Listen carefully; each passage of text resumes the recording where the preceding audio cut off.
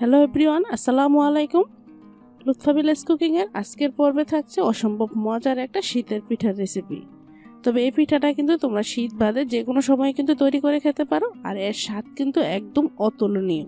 বাচ্চা থেকে বড় পিঠাটা সবাই কিন্তু খেতে পারবে, আর একদম নরম তুলতুলে। তো সহজ রেসিপিতে আশা করছি আজকের রেসিপিটাও তোমাদের কাছে ভালো লাগবে।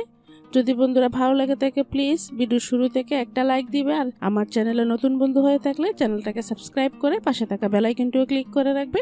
আর যারা যারা অলরেডি কাজটা করে নিয়েছো তাদেরকে অসংখ্য ধন্যবাদ। তো চলো রেসিপিটা শুরু করি। তো তার জন্য একটা বাটিতে নিয়ে নিলাম 1 কাপ পরিমাণ ময়দা। চাইলে কিন্তু এই পিঠাটা আটা দিয়েও তৈরি করতে পারো। দিয়ে দিলাম 1/2 চামচ পরিমাণ লবণ। এখানে দিয়েছি 1 ফুড কাপ চিনি। তো চিনিটা চাইলে এখানে স্কিপও করতে পারে, তবে চিনিটা দিলে খেতে বেশি ভালো লাগে। দিচ্ছি একটা রুম টেম্পারেচারে থাকা ডিম।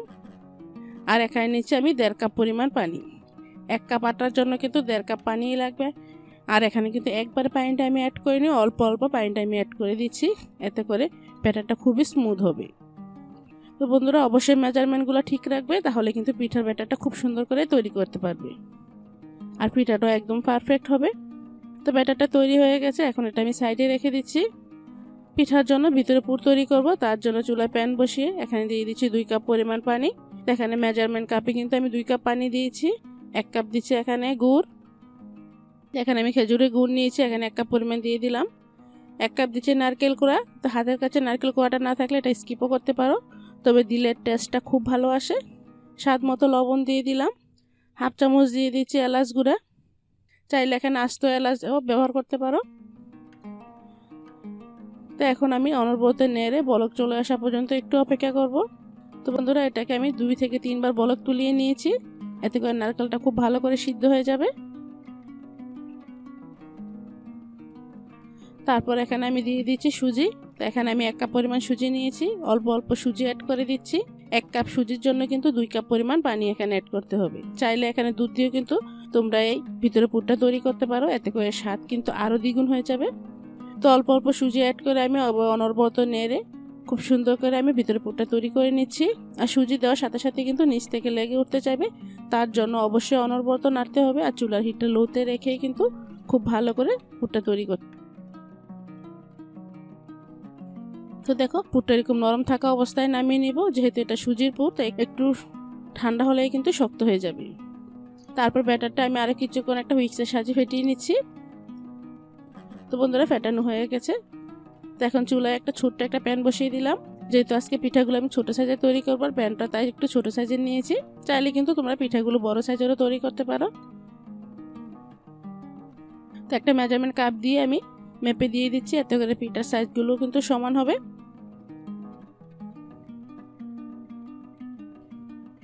তারপর আমি ঢাকনা দিয়ে ঢেকে এটাকে 1 মিনিটের মতো কুক করে নিব। এটা কিন্তু খুব অল্প সময়ের মধ্যে কিন্তু হয়ে যায়। তো দেখো এক সাইড হয়ে গেছে, এখন আমি উল্টিয়ে দিচ্ছি। তারপর আমি পর্যাপ্ত পরিমাণ পুর দিয়ে দিচ্ছি ভিতরে। তবে পুরের পরিমাণটা যদি তোমরা কমিয়ে দিতে চাও তাহলে কিন্তু কমিয়েও দিতে পারো, তবে পুরের পরিমাণটা বেশি হলে এই পিঠাটা খেতে বেশি ভালো লাগে। তো এটা কিন্তু আমাদের এখানে লুচি পিঠা বলে। তো তোমাদের এখানে কি পিঠা বলে তা কিন্তু অবশ্যই কমেন্টে জানাবে। তো দেখতে পাচ্ছ খুব সহজে একটা পিঠা তৈরি হয়ে গেল। 1 থেকে 1.5 মিনিটের মধ্যে কিন্তু পিঠাগুলো তৈরি হয়ে যায়।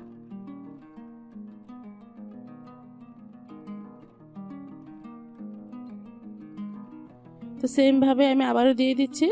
তো একবার তেল ইউজ করে কিন্তু তোমরা 3 থেকে 4 বার পিঠা তৈরি করতে পারবে। অল্প তেলেই কিন্তু এই পিঠাগুলো খুব সহজে তৈরি করে নেওয়া যায়। তো শীতের এরকম আরো অনেক মজার মজার পিঠার রেসিপি কিন্তু আমার চ্যানেলে দেওয়া আছে, চাইলে তোমরা দেখে নিতে পারো। তো আজকে আমি একদম পুর ভরে কিন্তু পিঠাটা তৈরি করছি। তো দেখো পিঠাগুলো দেখতে পাচ্ছ খুব সহজেই কিন্তু পিঠাগুলো তৈরি করে নেওয়া যাচ্ছে। তো পিঠাগুলো তৈরি করে নিয়েছি। দেখো ফাইনাল লুকটা দেখতে কতটা সুন্দর দেখাচ্ছে। তো বন্ধুরা আশা করছি সহজ রেসিপিতে আজকের এই পিঠার রেসিপিটাও তোমাদের কাছে ভালো লেগেছে। যদি ভালো লেগে থাকে প্লিজ লাইক কমেন্ট শেয়ার করবে। রেসিপিটা শুরু করি। তার জন্য একটা মিক্সিং বোলে নিয়ে নিলাম 1 কাপ পরিমাণ ময়দা। তার বন্ধুরা ভিডিওটা শুরু করার আগে আপনাদের কাছে বলে দিচ্ছি অবশ্যই মেজারমেন্টগুলো ঠিক রাখবেন। আর এখানে দিয়ে দিচ্ছি 1/2 কাপ পরিমাণ সুজি আর 1/2 কাপ পরিমাণ চিনি। তবে চিনিটা এখানে আপনারা একটু কম বেশিও করতে পারেন। আর দিয়ে দিচ্ছি স্বাদ মতো লবণ। তো এখন আমি উপকরণগুলো একটু ভালো করে মিশিয়ে নিচ্ছি। প্রথমে শুকনো উপকরণগুলো একটু ভালো করে মিশিয়ে নিতে হবে, তাই আমি প্রথমে শুকনো উপকরণগুলো একটু ভালো করে মিশিয়ে নিয়েছি। তো এখানে আমি কুসুম গরম পানি অ্যাড করছি, একদম হালকা কুসুম গরম পানি অ্যাড করতে হবে। তো এখানে আমি 1 কাপ আর 2 চামচ পরিমাণ পানি অ্যাড করেছি। তো আপনারা কিন্তু এখানে আমি বারবার বলতেছি মেজারমেন্টগুলো ঠিক রাখবেন, তাহলে দেখবেন আপনার পিঠাটাও খুব পারফেক্টভাবে ফুলবে। তো দেখুন ব্যাটারের ঘনত্বটা কিন্তু এরকম হবে।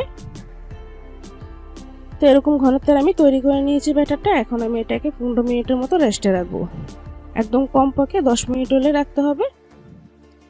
তো বন্ধুরা এখন আমি চুলায় প্যান বসিয়ে তেল দিয়ে দিয়েছি। তেলটা একদম ভালো করে গরম হতে হবে, তাই তেলটা গরম হতে থাক।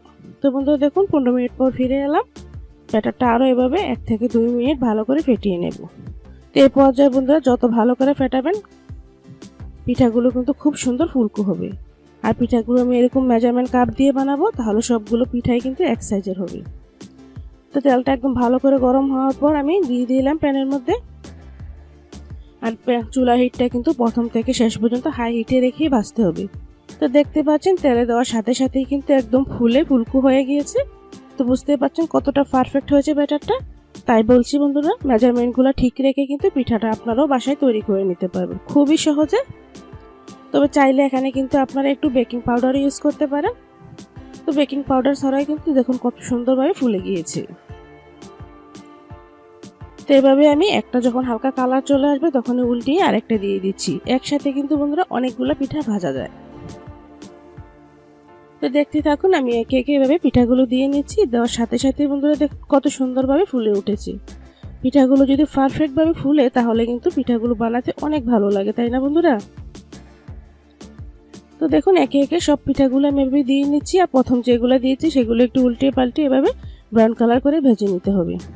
আর চুলার হিটটা কিন্তু অবশ্যই হাই হিটে রেখে সবগুলো পিঠা ভাজতে হবে, তাহলে পিঠাগুলো কিন্তু পারফেক্টভাবে ফুলবে। তো আপনারাই দেখতে পাচ্ছেন পিঠাগুলো কতটা ফুলেছে।